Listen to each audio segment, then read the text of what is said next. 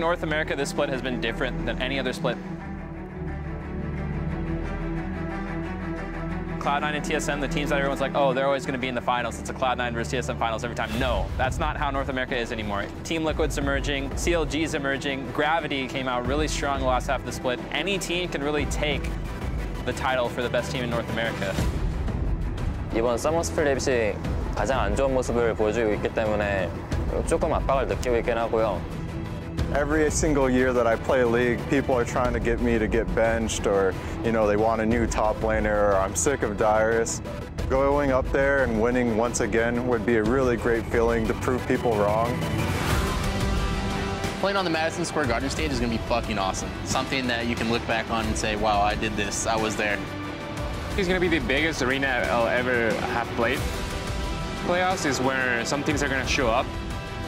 Now that we're in first place, we have some standards to meet. 이번 플레이오프에서 사실 정규 시즌 순위가 엄청 그렇게 관련이 있을 것 같진 않아요. 많이 바뀔 것 같아요. If we can get back into our form, we can easily take playoffs. 거기서 제가 제가 증명해야 된다는 거 그것만 남은 것 같아요. 기회가 생길 것 같아요. Honestly, we are ready to take on anyone. It would just feel right. It would just feel like it would be the right thing for CLG after all this work we put in to finally hold up the trophy. Our major goal is to prove that we're the best team in NA. And you're going to see a new TSM at playoffs. 어떻게든 그냥 이겨야 된다는 생각. I think this is our split. Madison Square Garden in the finals, you'll see us there.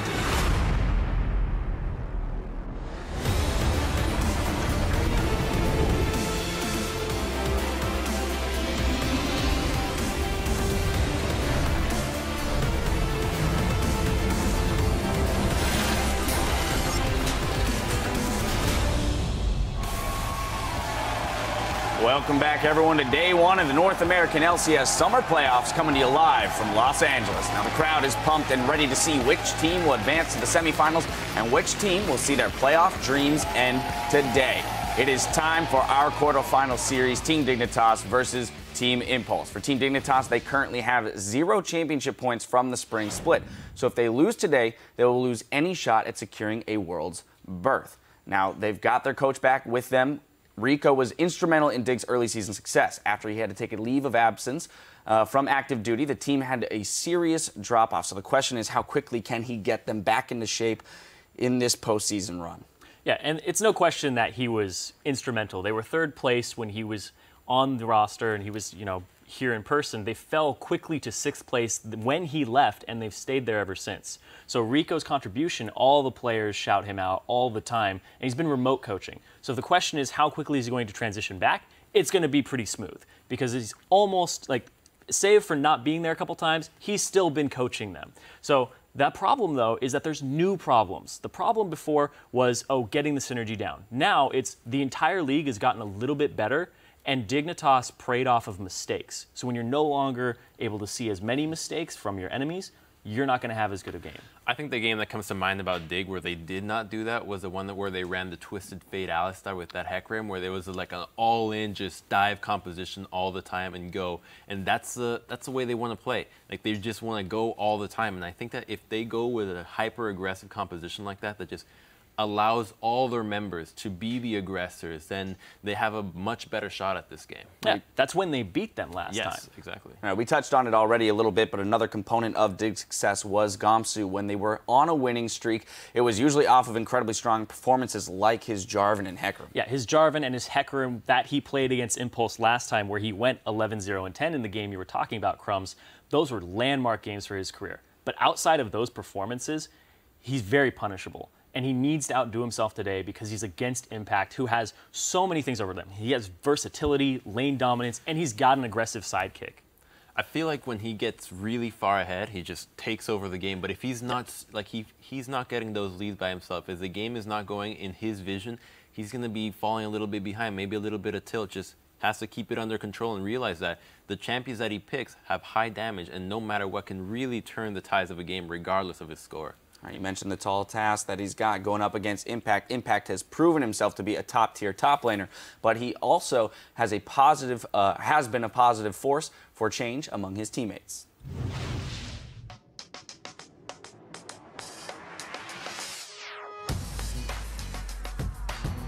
좀 좋은 모습 보여서 NA에서는 그래도 지금 가장 잘하는 탑소리라고 말할 수 있는 사람은 많을 것 같아요, 지금은. 근데 그래도 국제대회에 나와서 증명한 게 없기 때문에 아직은 그렇게 말할 정도는 아닌 것 같아요. Playing with someone like Impact, at first it's kind of intimidating, but I do have a lot of respect for him. He has a lot of knowledge. He's really patient with the game, so it's been quite a big learning experience for me. We all look up to him.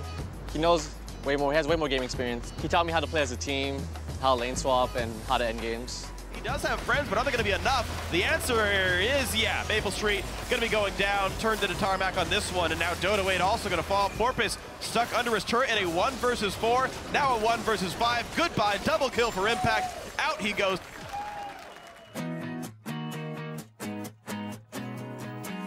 탑이랑 정글은 서로 한국어로 되게 디테일 있게 얘기할 수 있어서 미리 상황을 3분 전부터 만들어 놓을 수 있는데 미숙한 분 되게 많고 라인 수합이나 그런 경우가 사실 솔로큐에서는 만나볼 수 없는 경우잖아요. 그런 경우에 많이 리드를 해줬었는데 이제는 서로 이제 맞춰가면서 하고 있어요. 게임적인 부분 제가 많이 도와주기는 하는 것 같은데 모르겠어요. 도와주는 것 같긴 해요. My ulti up. He's dead. Rush gets the ulti into Impact. Here comes the push towards Keen. Keen does have flash. Pops it. Impact's gonna go for the taunt flash. Gonna land that a big shockwave, but is it gonna land enough time? Okay. Rush! Oh, he flashes out! You gotta be kidding me! He makes it happen! 딱히 부담감 없고요. 그냥 제가 할 수 있는 범위만큼 그냥 좋은 모습, 그러니까 이기는 모습 보여주는 게 일단 목표라서 딱히 부담감 없어요. 근데 러쉬 형은 부담감 있을지도 모를 것 같아요. 여기서 제가 제가 증명해야 된다는 거 그것만 남은 것 같아요. 좀만 더 열심히 하고 좀 더 좋은 모습 보여줘야지, 이기는 모습 보여줘야지 그래도 다 베스트 탑이라고 부를 테니까 기회가 생길 것 같아요. I'm so curious when Impact says, I have not proven myself in an international tournament. You won Season 3 Worlds. Well, did he feel like he was carried by Faker? Yeah, that might have been it, shadowed by somebody else. Oh. Now he's kind of the star of his team now, so now he gets to be, the one that's carrying everybody else. Yeah, hey, I like the mentality, Yeah. right? He's still clearly motivated to do well. That's aiming high. Exactly, and stay go to motivated. That's good, I like it. All right, well, we're looking at the rest of Team Impulse. Now, they were the hottest team in the second half of the split, only dropping 1 game, finishing 8-1. But a note of caution here, we saw a very similar hot streak in the spring split, and when they hit playoffs, they lost momentum and ultimately ended up in 4th place. Yeah, I think a lot of that was meta shift for the jungle. Rush wasn't able to keep up with Cinderhulk, but they also have another factor now, and it's the new mid laner of Gate. Gate, oh man, he's only played 2 games, so it's a small sample size, but out of the 14 mid laners that have played in the NALCS this split, he is 14th for CS at 10. In Gate's favor, though, he is going up against Shifter, who's number 12 out of 14, and is very not punishing in his game. Yeah, that mid matchup is going to be very interesting because we saw what happened when he went up against Phoenix, where he really was punished, and subsequently Rush was punished as well because he had to cover for Gate more often than he would have liked to. It's actually very interesting because Gate, although we see these stats and things like that, there are intangibles that he brings to the game. He's a very positive guy. He's always got a positive outlook on the game, and also he doesn't mess around in scrims, and I've been hearing that their environment is better and they get more out of their practices now because he's taking the game very seriously and he wants to get better. Yeah, and it's no surprise, but I think a factor of the situations where he has faltered a little bit is the matchup. A lot of times we see Victor versus Azirs, and people think, oh, this is kind of more of an even matchup, but there's so many factors like, oh, is the blue buff being denied from one guy?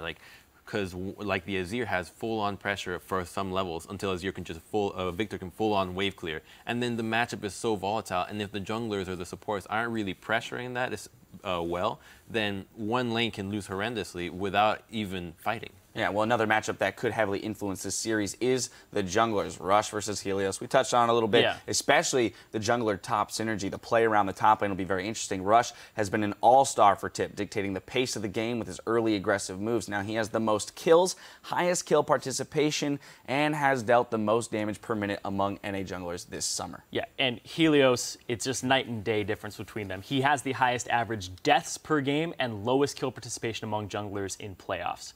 Helios has also been very predictable. He's taken Rek'Sai in 9 out of his 14 games, and now his style is becoming predictable as well, where he's going to pick the fight if he sees one. One of the things that worries me for the Dig versus Tip matchup is that I know Dig has a lot of respect for Rush, maybe a little bit too much. So if they go into the game, they'll be thinking, he's going to gank my lane. He's here. He's going to camp me, especially if they're up against something like an Evelynn that can just be anywhere on the map. It'll put so much pressure that Dig will just collapse under the idea that he could be there, but he really is not. So they really need to have a lot of vision control, which hopefully Helios can do his job as he's been doing very diligently throughout the split. Keep tabs on Rush so that his lanes can feel more comfortable. Yeah, we'll see if they can shake the fear of Rush being in every lane all at once. Now, before we send it over to our casters, we want to add a little spice to the conversation taking place on Twitter. Today, we're going to have a Q&A session with our resident Salty Doge, Zyrene, right here. So tweet your questions to @LolEsports and use the hashtag Ask Zyrene. We'll be combing through for the cream of the crop for Zyrene to answer at the end of our broadcast. With that, let's send it over to our casters to get the series underway. Thank you very much, Dash. Hey, guys, it's time to check out the starting lineups for this match. It's going to be a very fun one. Going to start with the blue side, Team Impulse. Impact setting. He wants to be a massive performance in this one in the top lane. Rush in the jungle. Gate, the new guy in mid. Apollo on AD carry. Adrian on support. And on the red side, it's Team Dignitas. Up top is Gamsu. In the jungle, Helios. Mid, Shifter, AD carry, Core JJ. Supporting Kiwi Kid, and of course, Coach Rico is back in the building. Yeah, and I want to see what kind of impact having Rico back will have on Team Dignitas. It seems like, especially after some of their defeats, Rico is very good at calming the team down, figuring out exactly what went wrong, and figuring out how to fix it. So even if they drop the first game, I want to see if they can come back in a subsequent game, because we know coming into this one that Team Impulse is just a massive favorite. Yeah, I feel like it was critical for them to get him back in time for playoffs, because yes, he was helping coach remotely, but having someone here on stage is crucial in a best of 5. When somebody comes up with a counter pick and champion select, you have to send the team into the game with a game plan ready to go. All right, we'll see how good Rico's game plans are as we get ourselves into champion select for the beginning of the North American LCS quarterfinals summer split. This is the split that leads to Worlds. Dignitas must win this series for a chance to head there. Yeah, and I actually just love the first ban right out the gate by Team Impulse, banning Ahri away from Shifter. It's the one champion Shifter's had a huge impact in lane on. Right out the gate? Really, Jack? Come on. Starting early. But I think it's a good place to start in the mid lane with all this focus on Rush and Impact, the junglers and the top laners for both sides. With Helios also having a very small champ pool consisting of mainly Rek'Sai, I feel like Alistar might go under the radar here, and it's huge for both of these supports. This is the champion that Kiwi Kid got Dignitas back into the LCS with. This is the champion that Adrian keeps calling for people to ban against him because he doesn't even like playing it. It's so overpowered. There's a lot of power picks in this matchup, and maybe Alistar would be right up top there. I'm wondering what Team Dignitas does. They're heavily targeting Rush here, but this would still technically leave the Elise and the Evelynn. Even though Evelynn's received some nerfs, it still seems to be meta in a lot of things, and it's the Elise that they go with right up. Everyone's having questions. Has Rush picked up Elise? Well, yes, he has. It's still locked it in first. That's the hope. Now, before its impact on the top. It was a good point that you raised, though, previously, where there's a lot of these players that have been playing the game for so long. They have hundreds upon hundreds of games of Elise log from the time where she was overpowered. Rush is not one of those players, so he's recently had to put in the time and training on her. And it is a champion that, while the early game combo is very easy to execute and you just use all of your skills for the full execute, her late game team fighting is very complicated, and you could really tell the poor Elises from the great Elises during the later stages of the game. Yeah, and with how contested she is, she's banned half the time anyways. Even if you wanted to practice her, sometimes you don't get to. So we got to see how that training shows up. Team Dignitas taking plenty of time for their 2 pickups. They're going to grab the Alistar for Kiwi Kid, as you mentioned, and Echo comes through here. I mean, Helios' Rek'Sai was banned away. He really doesn't have games on hardly any other junglers. Echo kind of fits the moving tank that he wants to be able to play. The Alistar is something we already touched on. If it wasn't going to be first picked by Team Impulse, it was almost certainly going to be early picked by Team Dignitas. I think that Sivir also, because Alistar has gone under the radar, Sivir going back to a second-round pick here for Impulse side, they could very well lock that in. It's been huge for them all season long. Yeah. It's been actually huge for every team across the world all season long. Yeah, the most picked AD carry across all regions. Wow, they're not going for it. But that's the thing. I mean, the last 2 games that they've played, they've actually run with Kog'Maw. And if they can, they like comboing it with Janna. So Janna already going to be a nice counter against Alistar in the lane. They also have Elise to play a little bit more of a poke game. It works for Team Impulse to be able to pick Kog'Maw right here instead of Sivir. I was actually cheating before this game, and Helios was in a game practicing Echo. Apollo was in a game practicing Kog'Maw as well. Yeah, you still said that's Sivir. Just bad form. I gotta keep the mystery. Yeah. But yeah, so it's really interesting. I want to see how Helios will perform on this Echo. But you talked about him not, having put in a lot of time on anything but Rek'Sai, especially against Rush. Giving up a lot of the early presence as you do when you play Echo is fairly dangerous because he concentrates so heavily on his early clears. Yeah. I'm very curious to see how Rush is able to utilize the extreme advantage of Elise in the early game. Yeah, what's interesting with the Echo pick is, yes, he has a slow clear, but if he's able to fight early, he's generally effective.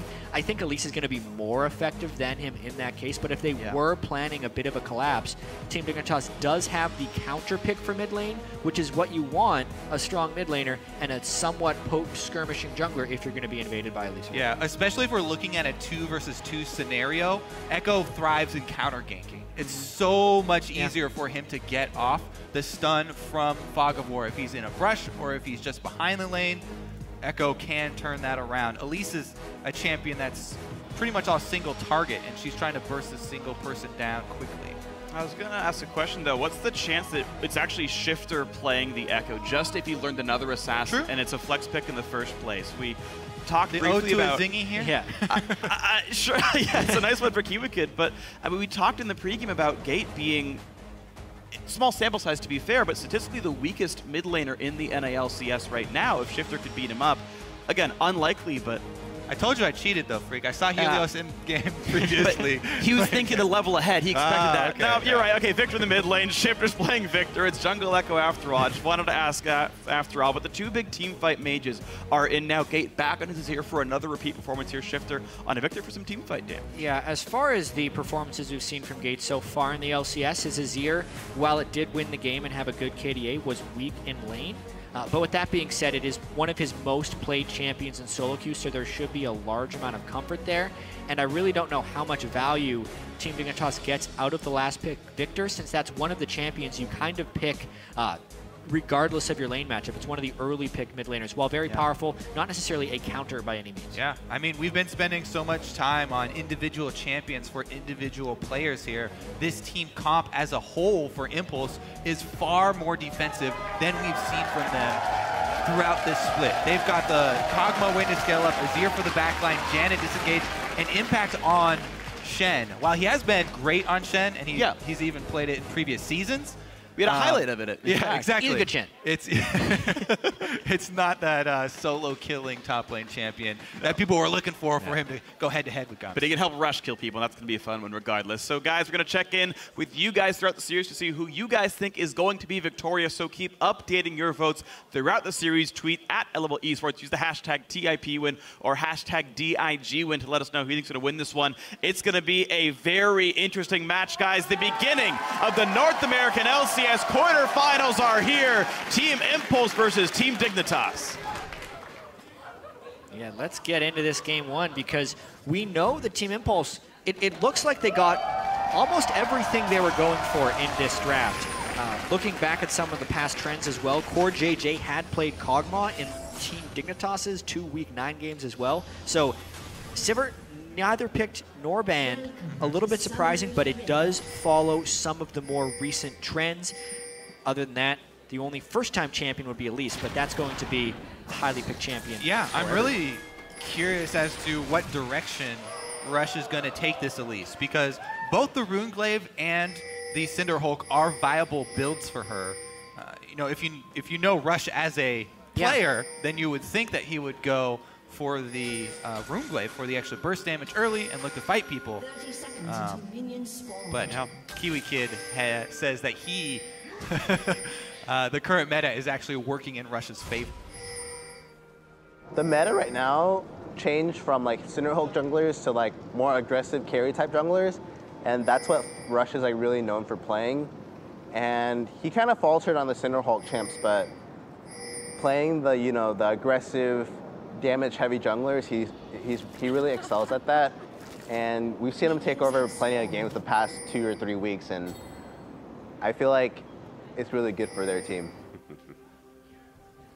Well, if we're playing on Rush's tendencies, he wouldn't be playing a Cinderhulk jungler. But we've had these discussions about Elise in the past. The Runeglaive, faster clear speed, much more damage, more likely to see in solo queue, more likely to carry. But in competitive, so frequently, you just go Cinderhulk, Sightstone, and a Locket.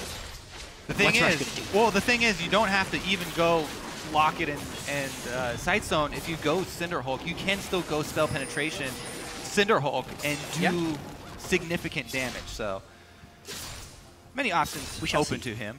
The other thing about Elise is that she benefits heavily from vision control. And we went over all the vision control stats for Rush being fairly low in comparison even to Helios, who doesn't have many stats in his favor. But the awards per minute versus Rush would be one of them. And to get ourselves into the early game, we did see different jungle starts, actually, I believe. We got a minor leash by TIP's bottom lane. They ran right into the lane themselves. Team Dignitas, actually, after getting their initial leash, are actually heading into the jungle, meeting up Team Impulse here. Team Impulse kind of read this a little bit wrong. They've been outgained by Team Dignitas. They're now trying to go to what is the weak side, but Gate is collapsing before Shifter. It's going to be interesting. Whole lot of damage already onto him. Ignite plus the Rebuff doing plenty here, but looks like he'll be able to survive this one. Sorry, no Ignite used, but plenty of damage. Technically, if Team Dignitas wanted to commit to this, Core JJ could force a 5v4, but it does look like they're going back to farm. I wonder if this is the end of the harassment game that we see. We've already seen Adrian come back here, so yeah, with Apollo staying just alone at the bottom lane, he's going to be happy to get solo farm and not be pressured here, and no more fights for Dignitas. Yeah, not only is he getting solo farm, but he's got the lane pushing against him. So Apollo's in a great position, whereas Gamsu's going to have to extend far out into the lane, and most of the minions have already been killed off. Helios going mid, though. A lot of damage on towards Gate. He's got to be real careful. Flash and heal now both down. Yeah, heal in the early skirmish, Flash there, only 3 minutes and 40 seconds. Team Dignitas already trying to prey on Gate, who has shown some weakness in lane pressure from the start. Helios immediately goes in to try and counter jungle off of that early mid pressure. Yeah, that's actually a very good early start here for Helios. Gate, that was basically the worst case scenario for Gate. He held on trying to save his summoners, took the damage from the gank, and had to end up blowing them anyway, being a little bit greedy there with the summoners. Usually if you blow them, you want to blow them early so you don't take the damage from the gank, and you'll be fine in the lane. Now he's going to be hurting, though, because Alistar, even Kiwi Kid roaming up. Wow. They are just pressuring that mid point here for Impulse. Gate, the new guy on the team, is really feeling it. And a approach gank top, I think. Let's see if they can avoid it. Yep, Rush is ganking top right now and just got the flash out.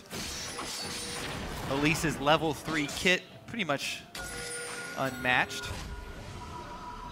Both these teams really, like, a lot of times when you see high pressure games like this one, right, your first playoff series in a while, teams oftentimes play a bit slowly. They're a bit slowed down by the pressure of the game, but both these teams firing so fast and so quickly in this game. So many ganks come out already. Yeah, I think it really does speak to the preparation of Dignitas and, you know, the effect of having Rico back here in person.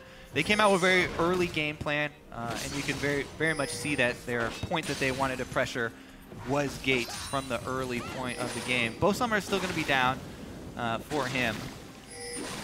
And we'll see if he decides to spend a lot of time warding to try and keep himself safe. Helios does still have Flash on Echo, so he's got to be wary. Yeah, I really need to see if Shifter can push this lane advantage over Gate. Double Summoner Spell advantage, Experience advantage. Goes back and just buys a spell book, though, instead of saving up for the 1,000 gold you normally see on Victor in order to shove the lane. So Shifter won't actually have amazing ability to shove the lane as of yet. And we've seen him actually get a super early advantage in lane a couple times and then immediately lose it by missing some CS later. He needs to be able to push this against Gate if Team Dignitas wants to gain an edge. Yeah, and the other thing you would look for is continued jungle pressure on that mid lane where both summoners are down. But Helios does not return to try and fight the 2 versus 2 that would be in his favor at the mid lane. Instead, he goes bottom, heads off Rush. In the top, though, Impact doing a lot the chain of vest already from Impact. Knowing he's laning against Trist, not expecting a lane swap back into the Gnar. The chain vest would be a pretty good item against Gnar as well, so yeah, it's just the right way of building up towards Sunfire here. That was actually a very good job of Gate there, playing defensively in his lane as Kiwi Kid came through his own jungle. That Alistar gank just as potent, if not more so, than the Echo gank at this point in the game. Able to keep himself safe, and Rush goes in where he just saw the enemy support come from. Nice. Wards cleared so far here for Rush through the roof. And Rush is actually farming pretty well. Even though the CS only looks like it's 2 different, he's up 200 gold over Helios here. His choice in camp's actually been quite a bit stronger. Helios, all right, gets that one, walks out, but yeah, there's actually a small lead for Impulse through the overall laning phase here. They've also been pressuring Gamsu a fair bit. Tristana, of course, playing Demolitionist up in the top side, is getting plenty of turret damage down. The turret damage is the big difference. It's about 2/3 dead in the top lane for Dignitas, whereas Apollo's only killed about 1/3 of the turret down the bottom side. Yeah, and I always like to keep up on the game plan of the junglers because every little bit of information you have to react immediately. They just had Adrian scout out Helios on the blue side quadrant of Dignitas jungle. Immediately, Rush goes in and snags a camp. He takes that small window, takes only 1 camp, doesn't overstay, and stick around for the red buff steal. But he's able to get something, little pieces off of Helios' side, and then returns back to his own jungle. Ooh, didn't quite go to see the ward, and Raptor buff procced. That's always a kicker. Hate when that happens. So now, of course, Team Dignitas knows where Rush is, and they can feel scared on the top side and safe over on the bottom. We're going to see Gams to go for the recall. Now that his teleport is up, I think we see him run back to the top lane here because Dragon, of course, is on the table 8 minutes in, and we're going to have some pretty mirrored lane assignments as a result. Also, look at the control. The ward, the vision here for Impulse is very impressive. They've got the full defensive lineup plus one of the scuttlers and the only pink ward on the map. So the entire team contributing here as Rush has been doing his job clearing a lot of the vision from Dignitas out. Yeah, and this is actually kind of a surprising swap back from Team Dignitas. In my eyes, they were very close to killing the top lane turret. Obviously, they wanted to have some presence bottom lane because Impact could Shen ult down and create a play to force the Dragon, but all the work they put into the top turret is essentially lost at this point. I wonder if Gamsu's going to be able to push that turret down before it costs them, because they've been giving up farm advantages for that turret damage, but they're not actually getting the gold from killing the turret because they swap back down bottom. And taking that initial one with Tristana is huge for her. That's what her the whole point. Exactly, that's what her early game hinges on. Right now, though, Pink Ward going to allow Rush a pretty easy avenue to gank. Tristana very difficult to gank, though, especially with an Alistar in the lane. Rush did go Cinderhulk, by the way. We could tell by the early health crystal, but he upgraded it very quickly. I still feel like, based on his style, he'll be going magic penetration after the fact. Yeah, that's what I was talking about. You can go Cinderhulk, and you don't have to go purely defensive. She still does plenty of damage due to her base stats, as well as the double percentage health damage. Qs, let's see if we have a blue trade here.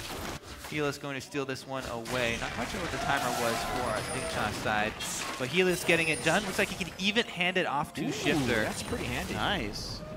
Now the wards have expired, and they've dropped another pink ward inside Rush side of the jungle.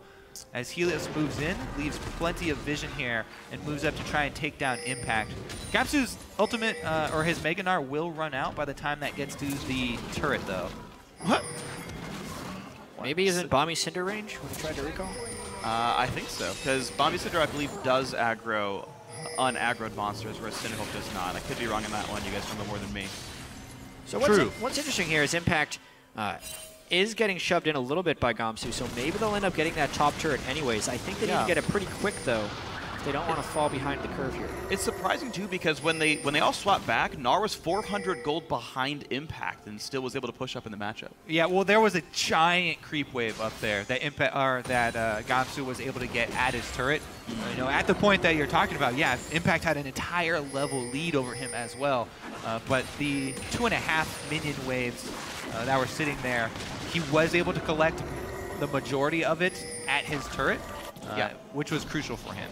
It's actually a really minor point I want to bring up. You guys talked about Rush being unfamiliar with the champion, but first, hold on. There's a gank in the bottom lane. Dan with the disengage. Kiwi Kid slowed down. And Impulse will stay safe. So you talked about Rush's familiarity with Evelynn. Ooh. They should keep ganking. Never mind, I can't talk about this yet. All right, her melee W is an attack reset. Last time he cleared a pink ward, he hit the active before his first auto attack, just to get the attack speed. But the right way to do it is attack once, then hit the thing for an attack reset and the attack speed. So a minor misplay demonstrates Rush's unfamiliarity with the champion. All right. Really, really and minor he's going thing. Sightstone too. I wanted to see it. Oh, wow. Boots and everything else. He's doing the more vision control heavy game. Team Dignitas is also playing a very controlled game as well. High priority on getting deep wards. We've seen multiple roams early. They've gotten that second pink ward in. This time Rush hasn't been able to clear it. And they've done a pretty good job scouting Rush out for the entirety of this early game. With that being said though, Apollo's had a lot of time to farm pretty happily in the lanes freeze before they swap back. Shifter hasn't really pushed the heavy advantage despite Gate being down 2 early summoner spells in mid lane. And the result of actually these side lanes from Team Impulse with Impact and Apollo having farm advantages is granting them a big lead. 1,500 gold by 12 minutes. Just from minions, just from farm, it's really impressive. Almost every single lane down the line has a pretty sizable lead here. Yeah, 500 in the jungle, 400 top lane, 580 carry. Yeah, it's just Gate, as you said. Pretty big deal here, and Rush still just hard farming. Center Hulk, of course, gives him plenty of clear speed. He's just going to be fine. And he's gone straight into the Sightstone as well. Talked about the importance of vision control with Elise. Her combo so much more effective if she can get the cocoon off from Fog of War and get the entire rest of her kit to chain after that. Finally clears the pink ward away. Has to respect Helios. Doesn't get to clear the green ward. Oh no, it gave away Spiderling gold. One quick thing we should mention as well. Is the Azir changes on this patch as well. All right, barely though. That guy had to run and hightail it out there, Apollo. Couldn't quite land any more ultis on that one. But yeah, this bot lane's getting worse and worse. And I mean, you mentioned the early Tristana turret pressure, but now the bot lane turret could almost be taken out by Impulse's duo lane. Yeah, he can't get to the turret. Kog'Maw's already at the point, post level 6, that level 6 harass from Kog'Maw borders on the line of Corki harass with the long range, and he's gotten the early Sheen, so just that W active Sheen auto attack with a Janna shield from Apollo is definitely taking its toll on 4JJ. Yeah. I really love Cog Janna and Cog Nami as duo lanes. Once you get a couple levels in there to where the buffs and the heals can actually beat out what a stun would do, it just gets ridiculous. Yeah, it's actually interesting that you would think that Impulse would like standard lane setups for the majority of their games so that Rush gets more freedom to do what he wants. He can control the game. Impact will get a 1 versus 1. However, Team Impulse have opted for quite a lot of lane swaps. They have a fairly slow early tower taking time on average in their games. Yeah. And it really speaks to the power here that they're able to swap Kog'Maw back, post level 6. Kiwi Kid actually going aggressive at the wrong time here. Rush comes in. And Kiwi now forced to run away, but Exhaust is on after the ulti's already popped. He's got no escape summoners left. Cocoon, who gets the kill? They're gonna try to give it to Apollo. There you go, first blood of the 80 carry. Team Impulse starting out strong. Yeah, and it happens right before 15 minutes as well, so a pretty slow early game we see now, but classic Kiwi Kid in a sense when he's not playing at the top of his ability, overextends to clear some wards, slowly punished, and a great job of Rush being involved in the first blood, but giving the kill over to Kog'Maw. Really everything Tip wanted. Yeah, actually I just realized I said that backwards. Impulse have more lane swaps than average, so quicker early tower kills. Got it. Well, one thing about Team Impulse for sure in previous games is their pre-15-minute aggression, especially between Rush and Impact, and it's actually very subdued in this game, partially due to their more defensive team composition. As a duo, Rush and Impact have 42 kills in the first 15 minutes of the game this split. The next closest team combo is CLG with 26 between jungler and top laner. Across the board, they're way more aggressive. Even just the junglers themselves, if we're comparing the last 7 weeks, Helios had 8 kills, 9 deaths, and 16 assists. Rush had more than double the kills, 20 kills, 12 deaths, and 28 assists. But this game, just the 1 assist. It was very subdued, almost being pushed into Team Dignitas' style, but in doing so, they were still able to get the gold lead, still able to get the first blood, and still able to get the dragon. So even though they're playing Team Dignitas' game in a sense, they're still winning. Yeah, I mean, if you just look at gold lead, Rush may as well have 3 solo kills. He's 1,000 gold over Helios, so yeah, impact-wise, just getting the farm and denying a little bit of himself has been absolutely wonderful. Gate was preyed upon early. Yeah, the NALCS feature, Team Impulse saying, we just have to win somehow. Yeah, obviously, it makes... Yes. That's true to say, but that means they don't have to win playing the exact Team Impulse style. A gold lead is a gold lead. Doesn't matter how you get it. And we saw inklings of this during the regular season, where Team Impulse would throw out, a random poke comp here and there, and alternate styles. This is very impressive, though, that they're able to open up game 1 of a best of 5 without having to go to their more high tempo style that they use for the majority of the season. We talked about in Champ Select as well. We're looking for the more defensive start here, especially with the Shen and Kog'Maw pickup. Having that first kill go to Kog'Maw is huge for them.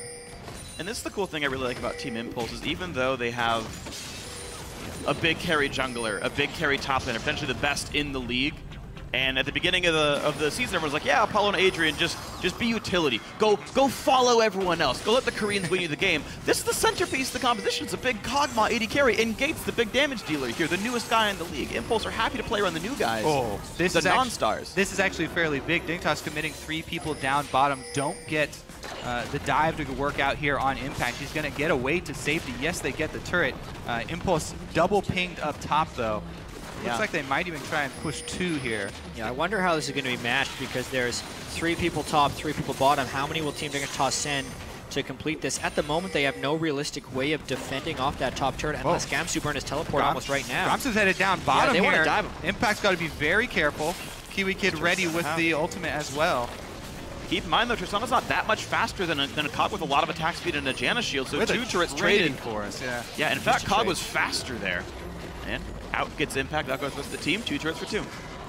This is the other thing I like about Impulse. They pretty much never try and play reactively and answer the push from their opponents. They always strike somewhere else. Yeah, which is correct. They'll take that game otherwise. Exactly. They'll take the game of chicken. Whoa. Well, they got a bird in the mid lane. Looks like the game of chicken is Gate running away right now from Shifter, who is the victor in this matchup. And Helios going to make his way back down to the jungle. And of course, Dignitas do have some room to work with on this side of the map. They could ward up this area. Dragon only spawns a bit from now. 21:01 will be the respawn, so.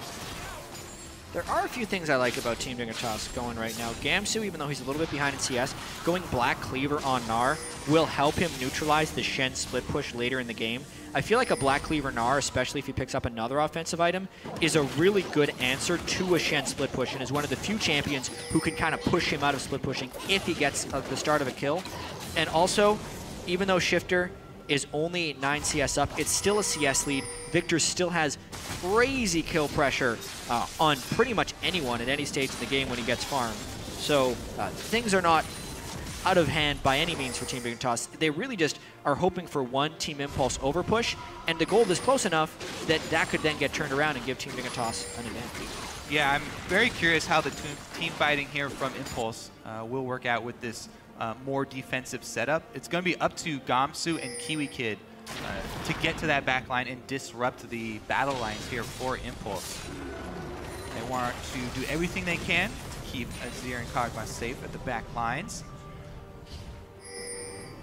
And so far, those guys are doing reasonably well. So Impulse game plan is going okay. Dignitas hoping to hamper it.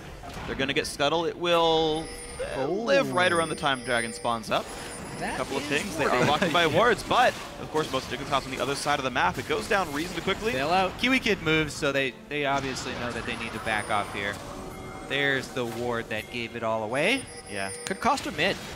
Honestly, just that little gamble trying to sneak a Baron. Gives him careful, a slow Kiwi Kid response. posturing, goes for the flash, but the entire team's there. Shen ulti's on. Gate flashes out. Now Kiwi Kid's going to be a bit overextended, but the ulti on's going to keep him safe. Impact down the front line. Rush on the side, also getting chunked out by the Gnar. Down to 1/3 health. Turret does go down. Dignitas retreat. Impulse going to shove back up mid lane too, but Rush sustained far too much damage. and he won't be able to help them. 4 versus 5 scenario. Dignitas just going back to farm up the lanes here. Dragon. Gamsu's actually charging up his Rage Bar. Should be. Yeah, so there are 2 ultimates used, the Shen ultimate and the Alistar ultimate. So 2 defensive ults basically down to start this fight. Yeah, a big summer spell though in the exhaust from Adrian also down. So an interesting even sort of trade there. Basically Impulse just retaining their vision control is enough to retain control of the mid lane here as well. They've done a great job up and down the river. Yeah, Gates at a really powerful point too. If Azir gets set up for the Dragon, he can really zone out with soldiers. His mana is a little bit low, but honestly, Team Dignitas is giving them a ton of respect. He just needs the Dragon.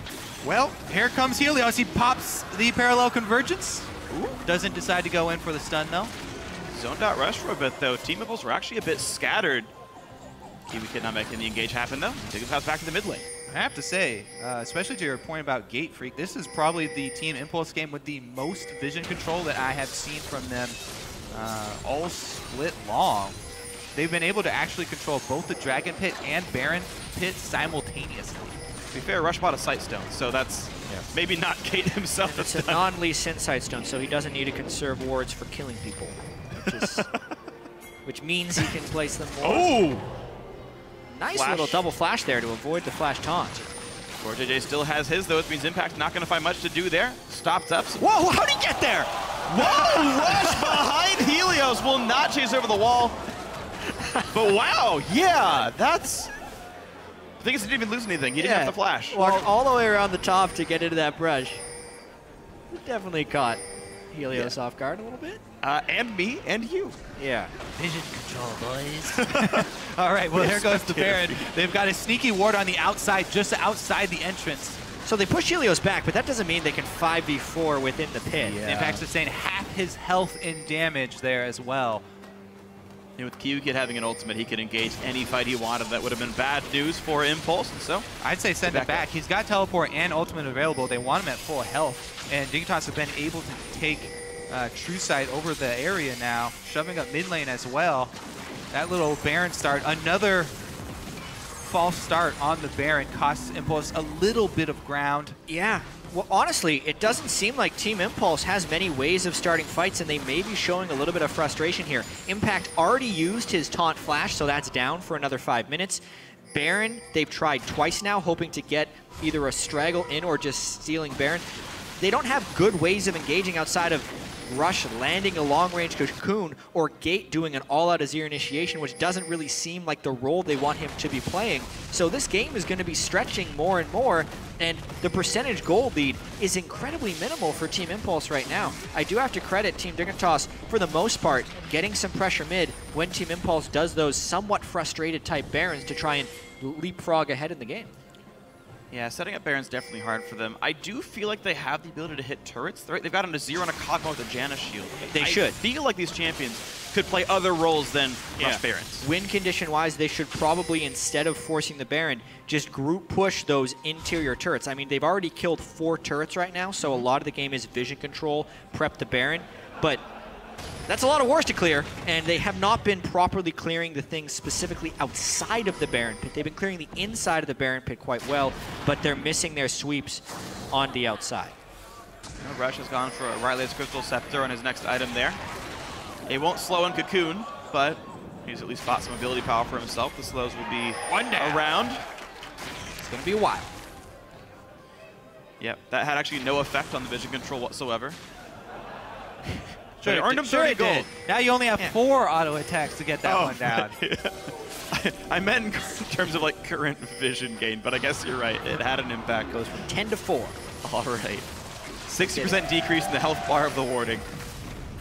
And Impulse once again milling back towards the mid lane here. They are pushing mid in first. Mid tier 2 I don't think is easily assaulted though. Dignitas continue to hold over Baron control.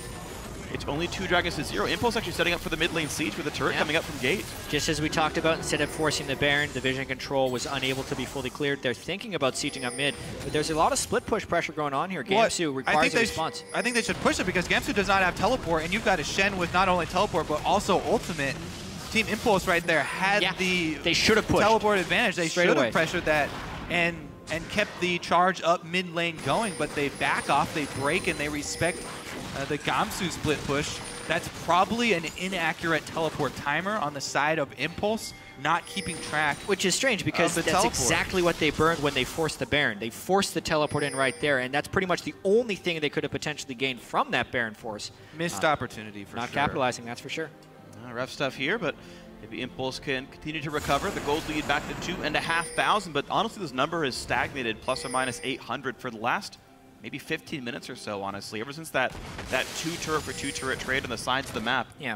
Has there ever been a Team Impulse game with one total kill 26 minutes and 40 seconds in? I can't imagine. I would say no. That's why I kept going over the sort of odd defensive nature of the composition this time around for Impulse. They just had the ideal scenario for their team right there.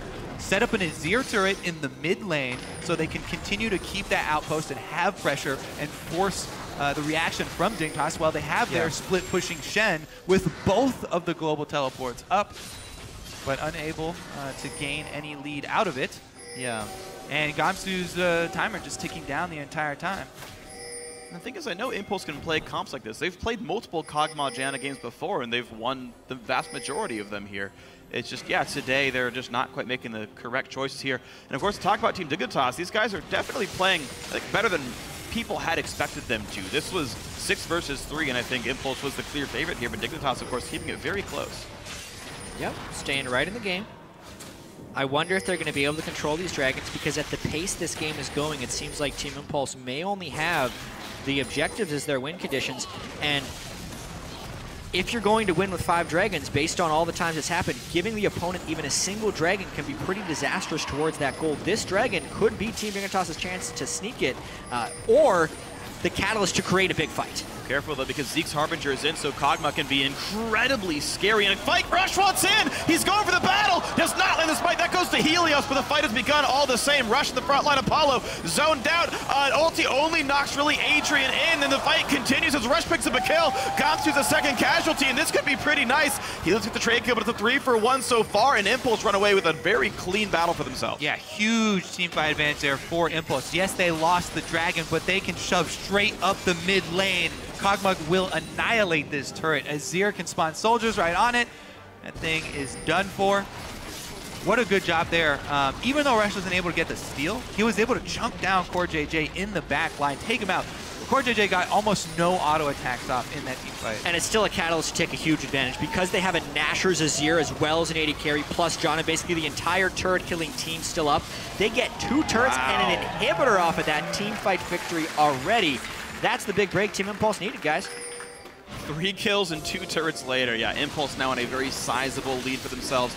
And you talked about how hard it was to control Baron, but now with an inhibitor dead, it's going to require more attention and more time from Team Dignitas' members to allow more of that map to be picked up by Impulse. Yeah, and I don't know if the pressure is going to completely end here. They were posturing towards Baron. It's good to see this fight again because first off, Rush jumped in, but the big thing to watch here is the zones of control and where the rest of Dignitas is. They send Shifter along the side, but he doesn't immediately get the response of Gamsu. Gamsu doesn't get a good Gnarl off, and because Gate is so untouched, he can just wreak havoc on the Team Dignitas assaulters right there.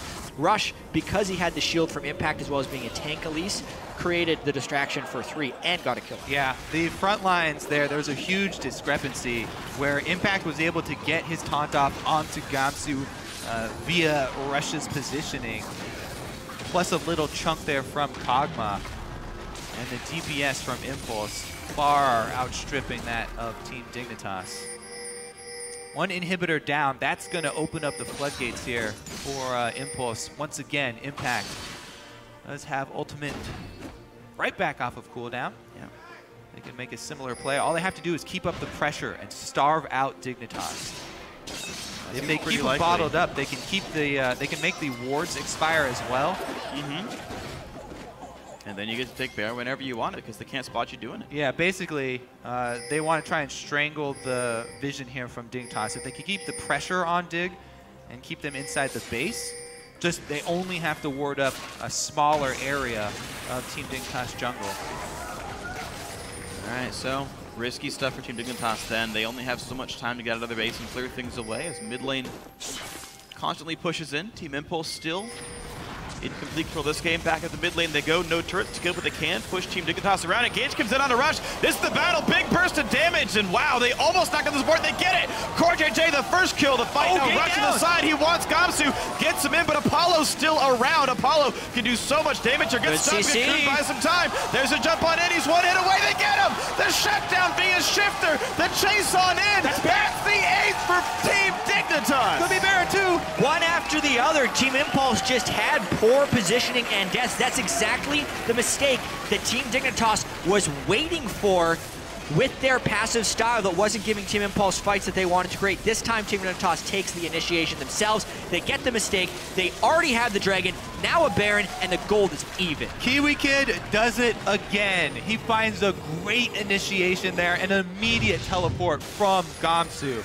Yeah, also, he just completed his Harbinger, so both teams, right after completing Harbingers, get the huge team fight. JJ able to get his reset there, and then Gate gets annihilated on the front line. Gate way far up in that fight, and then since the two main threats, honestly, the Elise and the Azir were down, two of the three main threats were down, it made Kiwi Kid had his round of cooldowns up once again and could just go for it. That was a perfect fight for Team Dignitas at exactly the time they needed.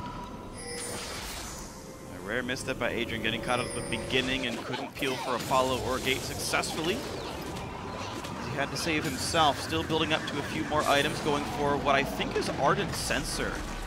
Adrian was playing the buff the Kog'Maw game plan. And, you know, Apollo could probably solo carry with a build like this, but one interesting thing about that last fight is there was no Aegis of the Legion on any side for Team Impulse. Rush opted for the Frozen Heart, whereas Adrian opted for the Zeke's Harbinger to then buff up the Kog'Maw even more. But you kind of saw the impact of that when Shifter nearly blew up Adrian by himself. His build would be so much diminished. Keep in mind, Shifter has cooldown boots, no Void Staff, and no magic penetration. So that first bit of magic resist is the most important magic resist you can get, especially against a mid laner who's not building magic pen. And I think that's a big reason that they got wiped out in that fight so heftily. Yeah, I think we're going to see the item started now by Rush, but you're right, that was definitely a big deal here. And the overall damage contribution pretty high from the members of Team Dignitas. Kiwi Kid has got Zeke's himself, so Tristana's also going to be a very scary damage threat. 90% crit chance when that is on her. We're on 5.14, so it builds really fast and doesn't last quite as long as on live, but still, of course, very strong. Yeah, this Baron buff also should enable Dig to push both mid and bottom lane enough to get the free Dragon #2 and even up the Dragons as well. While #2 doesn't mean a lot in itself, it does mean that we'll be much shorter to any team ending the game through Dragons. I don't think that is going to be the deal. It's going to be all on the team fights for Barons. Yeah. And this game just got so interesting because if we're thinking from a hyper-scaling perspective, who scales better? The Azir and Kog'Maw are somewhat unmatched in their roles for how much damage they can output in an ideal situation.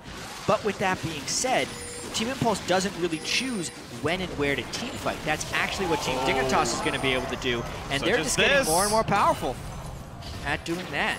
Yeah, Rush losing a lot of health there, and the interesting thing is until Infinity Edge comes in, Tristana actually is a bit better because of Zeke's. The crit chance is a huge deal for her.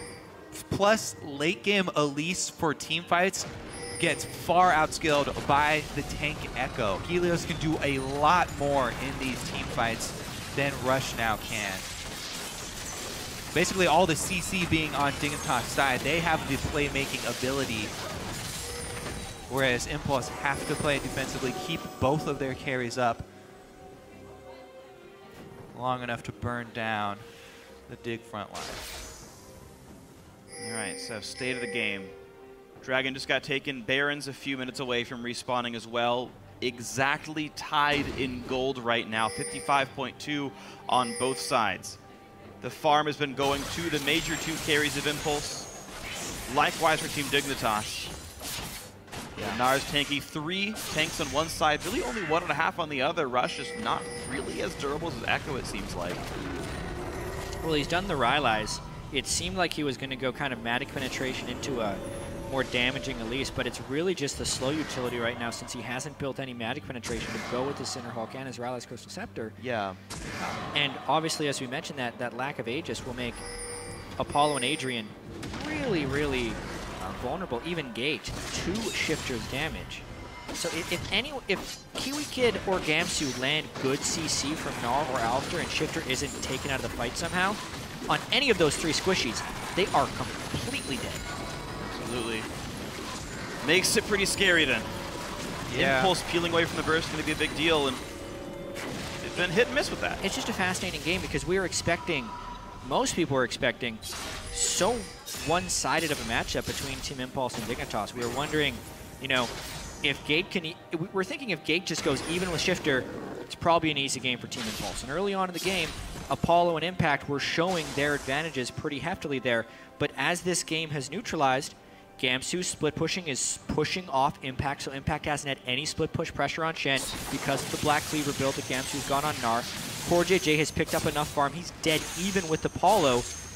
Carry-wise, with the Zeke's Harbinger, CoreJJ is getting out incredible small, potent bursts of damage and somewhat matching what Apollo can do in team fights. Yeah. It's looking like Team Dignitas has a very real chance of taking game 1 here. Well, Apollo 600 gold from the Infinity Edge himself, and I think that's actually a very important break point. The emergence of extra crit chance really does increase the value of that item here in the current state of League of Legends, but a tied game and a very close one here. Game 1 of the quarterfinals. And again, at stake here, Dignitas must win this series to even have a chance at going to Worlds if that's ever in their sights here this year. Of course, a long way away, but you never know. Impact right now running away from Gamsu. Nice dodge. Yeah. Stopped Hyper and the slow itself. All of the wards you can see for Impulse turning to defensive wards after those team fight losses. Pretty big swing giving away that Baron. Rush is going to have some God Cocoons, you know, to make it worthwhile. He has been able to get his Magic Resist Aura finally now, but not too big fan of the Rylai's Crystal Scepter. No penetration, as you mentioned. All right. Well, Aegis finally does come in here for Rush, so at least he's started getting some of the tank stats. And I can understand Riley's being a build to make the ganks happen, but he's only got a Riley's from Gate, and slows don't stack anymore. Yeah, and Elisa's a lot about, even in the early game for the ganks, she's a lot about the full combo in the duration of a cocoon. You cocoon into your human form Q and into the rest of your damaging spells to try and get a big burst. Slow's not as big of a deal. I wonder how many of the LCS junglers like Dexter and Meteos tweeting out like, oh, this Elise build, I would never build this item. Or they're like, yes, I love it. Well, at least you do, it does have health on it and you get more out of your Cinderhulk, but All right, well, Zeke's re-triggers. Pretty much happens constantly. All right. Mid lane under fire again, of course, it's an open inhibitor. I wonder if Team Impulse still feels superior in team fights after what happened last time, because some of the only ways they can find opportunity is through objective conflicts.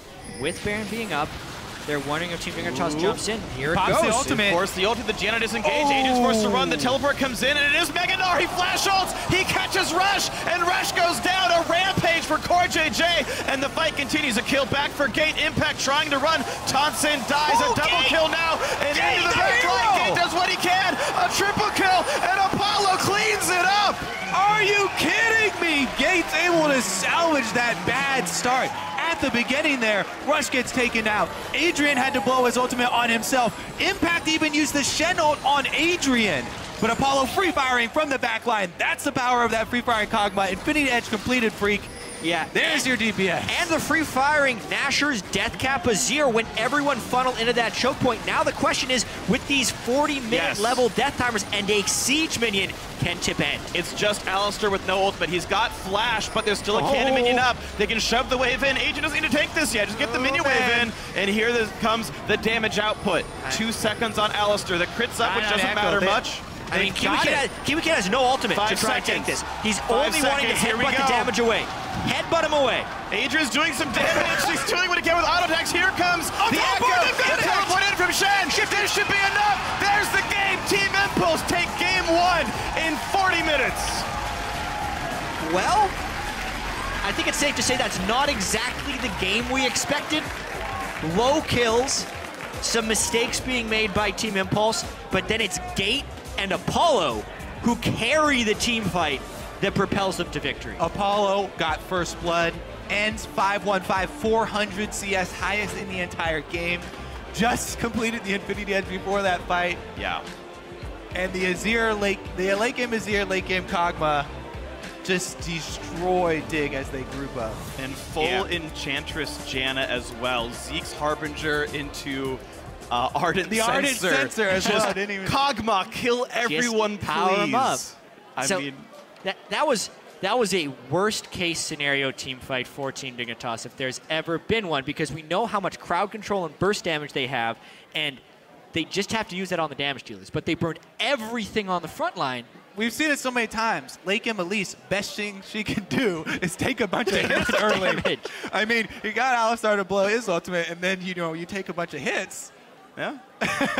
It worked out. It worked out. Yeah, okay, the frontliners died, but yeah, a survived game, and the big damage dealers, the two core players on the roster, Gate and Apollo, they put the damage out, especially that hero play in the team fight. The flash ulti by Gate was huge.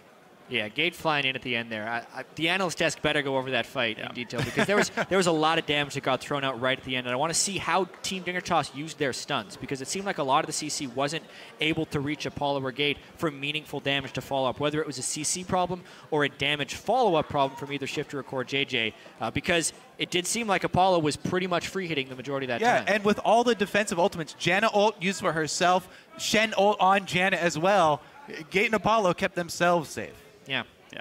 All right, so really, really solid stuff there. Game one, of course, the best of 5. They're going to switch sides for game 2. Adaptation is going to be a really big deal. The coaches going to be massive for this next one. But for a closer look at that first game and that Team Impulse win, going to check in with our analyst desk.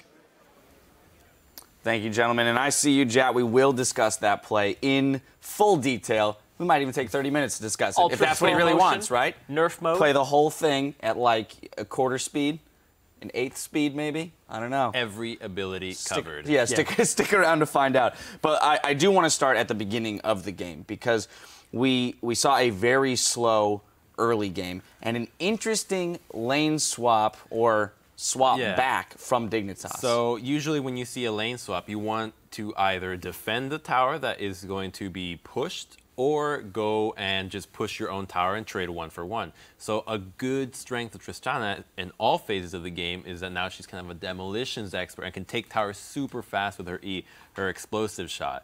And they didn't do that. They chunked top tower by a lot, and they realized that Tip was trying to go for a hold. They contested the blue buff, and then they just backed off, and for some reason after that, their whole lane swap idea just collapsed, and they kept Tristan on the top side. Her summoners were burned, and they never took the tower, and then Gamsu TP'd to the bot lane and got zoned off a bunch of CS. He was unable to last hit. He was last hitting pretty poorly as well, but you're not using your Tristan to its advantage. You can push towers very fast, and then they swap the lanes back into a 2v2 scenario where you cannot aggress because they have the Shen ultimate. So it was just all over the place, and they were losing lanes pretty hard. But Tip didn't capitalize on it. Yeah. That's what I was going to say. We noticed that Rush didn't have a ton of presence in the early game on that Elise, so playing that slow game seemed to be working in Dig's favor. I do want to touch on the Tristana for just a second, because that was a lane swap that was initiated by the Tristana by Dignitas. They didn't get the turret, and on top of it, they didn't even use the Tristana correctly later on. I would have liked to see a different pick, because it's a very team fight-oriented composition. Yeah. And they didn't even need a Tristana, because she didn't even give them that early gold advantage that you get from a turret. That's the big bonus. It should be a passive on Tristana, that you get a turret at the start of the game a little bit faster than the enemy, but they weren't even able to capitalize on that. So I think that Tristana pick was just completely worthless at that point. Yeah, well, let's jump ahead. We have a couple replays we're going to go over, so I want to get into the first one. 31 minutes into the game. It's an ace and a Baron for Dignitas off the back end of that. We're going to pull that up just now. Crumbs, I'm going to let you walk us through this one. So this fight showcases Tip's composition. They need to be grouped at all times, and they are not. Like, Cocoon is already used, and the Janna and Elise are completely by herself. This is all free damage done from Dig. And as Azir tries to go on the Tristana, who looks like it's going crazy and jumping in, turns out there's an echo stun right there. So it's a little acting from JJ over here. And then, like, you just cannot fight as you're split. Eventually, the fight that Tip wins is actually when they're all clumped up. But this one really reminds them that, look, we have to stick to the game plan. Otherwise, we're just going to get aced and lose. And that was Dignitas actually picking a good fight because they saw them out of position. Kiwi Kid kept the back line in order. And what ended up happening there was this was right as they got their Zeke's Harbinger on Kiwi Kid. And a big part of this is Zeke's Harbinger, the counter to it, is kill the support. If you kill the support, that item is no longer affecting the AD carry. And what happened was Core JJ actually, his turned online, and he turned and he killed Gate in 3 hits. Yeah, I have to jump in here real quick. We actually had an LCS Big Play tweet for that replay right there. @KitaSilva wrote for that play. Amazing fight and comeback out of Team Dignitas. Way to go, Kiwi Kid. Again, this is kind of the glimpse of the Dignitas that can win the series. When they play like this, decisive calls, punishing mistakes. You're mentioning that, Tip's composition is not effective when split up. Dig recognizing that and attacking that weakness. I think in that fight, the big hero happened to be Helios and not so much Kiwi Kid, because Echo's mechanic, the way he works when he throws out the stun, the parallel conversions, if he's in sight, you will hear it. He will say like whatever sound that he says, he makes it, and you hear him, you see him do it, and then everybody, okay, just back off. But he was hidden in the Raptor Rush. Throws it away. Gate doesn't know that there's a stun coming out, walks right into it, and in the fight that they end up losing, the stun only hits a Shen where it could have hit the back line. Now I want to move us ahead to our next replay. 39 minutes in, this is what you were talking about, Crumbs, what happens when the team is together. We're going to pull this one up on your screen, and Zyrene, I'm going to let you walk us through it. I think the stun actually hits Gate a little bit on the side too, but what happens is he's got this set up, he's already got soldiers out, and he's just poking, whittling them down, and then they blow a lot. Adrian flashes away so the Zeke stays online, and then they stun Apollo against the wall, but they don't focus him, they focus Rush. And now they're all in the choke point, and this is properly set up by Azir. Boom, throws everybody into where his soldiers are, and he just destroys them. And meanwhile, off screen, Apollo, he has his Zeeks online. He's just throwing so much damage into them. And the fact that, like Jat was talking about where they use their stuns, Gnar hits 2 people, they focus all their damage on Rush while Apollo is stunned right there, and then they aren't able to follow up afterwards. They blew all their damage on some mildly tanky members. I mean, that's exactly how you want that composition to work. Ideally, you want to be sieging, so it's just in a straight line, tanks in front, at least in the middle, and then you have Janna, Cog, and Azir way far back. So in that choke, when it came into the brush, reminiscent of being in the lane. You got the tanks in the front soaking up as much damage as possible with the very long-range Kog'Maw and Azir just dishing out damage, untouched, protected by the terrain. Yeah, you have to have a formation for this team composition because it involves disengage and sieging. And we saw it locked in. We're like, Azir and Kog'Maw, sole damage dealers of this comp. They're just trying to keep them alive with the Janna. And they did exactly that in that fight. And we got to see a fight that Dignitas played correctly and one that TIP played correctly. And that last fight, Dignitas was picking that fight. This is the whole story of picking the fights even when you don't have to. And that's the big weakness that Dignitas has been running into, is they fight because they think they can win under any circumstances, but they can't. That's the reality of the game. I think, if anything, that game proves that this can be a very close series. That's just game 1. We have the possibility of 4 more to come. We're going to take a quick break while the teams reset for game 2 in this quarterfinal series between Team Dignitas and Impulse. Don't go anywhere.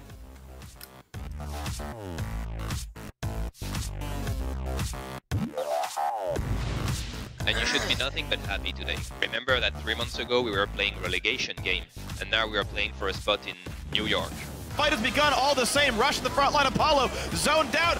Ulti only knocks really Adrian in. Then the fight continues as Rush picks up a kill.